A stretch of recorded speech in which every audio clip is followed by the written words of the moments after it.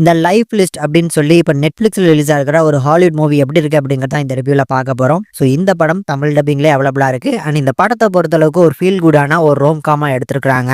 படத்தோட கதையை பொறுத்தளவுக்கு ரொம்ப புது கதை அப்படின்லாம் சொல்ல முடியாது. ரொம்ப பழைய கதை தான். ஆனால் அதை எக்ஸிக்யூட் பண்ணியிருக்காங்க பாருங்க, சூப்பராக பண்ணி கொடுத்துருக்காங்க.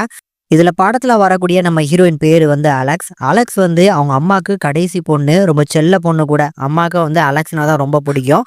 அப்படிப்பட்ட செல்ல மகள் வந்து அவளுக்கு புடிச்ச மாரியான ஒரு வாழ்க்கைய வாழாம, ஏதோ தானமா ஒரு வாழ்க்கைய வாழ்ந்துட்டு இருக்காளோ அப்படிங்கிற ஒரு கவலை. ஸோ இதனால அவங்க கேன்சர்ல இறந்து போறதுக்கு முன்னால, ஸோ இந்த உயில் எழுதுவாங்க பார்த்தீங்களா? அதுல எல்லா குழந்தைங்களுக்கும், அதுல மூத்த பையன் எல்லாருக்கும் ஒரு நல்ல சொத்த எழுதி குடுத்துட்டாங்க. ஆனா கடைசி பொண்ணான அவங்க செல்ல பொண்ணுக்கு ஒரு சொத்து கூட எழுதி வைக்கல. அதுக்கு பதிலா ஒரே ஒரு டிவிடி மட்டும் தான் வச்சுட்டு போயிருக்காங்க.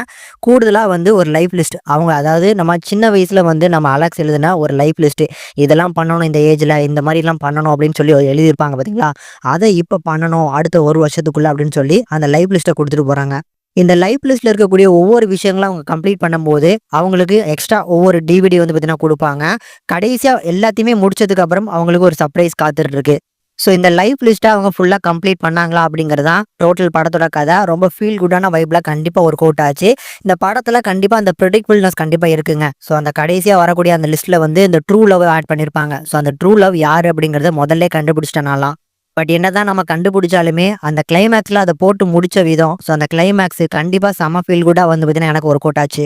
மேலும் அந்த லைஃப் லிஸ்ட்ல இருக்கக்கூடிய ஒவ்வொரு விஷயங்களுமே ரொம்ப கிரேசியா இருக்கும். ஸோ அந்த கிரேசியான விஷயங்களை நம்ம ஹீரோ இந்த ஏஜ்ல வந்து பார்த்தீங்கன்னா அவங்க பண்ண ஆரம்பிக்கிறது, அந்த பண்ணக்கூடிய அந்த ஜேர்னி இருக்கு பார்த்தீங்களா, ரொம்ப நேச்சுரா அந்த பெர்ஃபார்மன்ஸ் மூலமா நம்ம ஹீரோயின் கொண்டு வந்திருக்காங்க.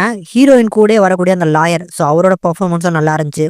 படத்தோட ஸ்க்ரீன் பிளே பொறுத்தளவுக்கு ரொம்ப ஸ்லோ பேன்ல தான் ஸ்க்ரீன் பிளே நகர்ந்து போகுது.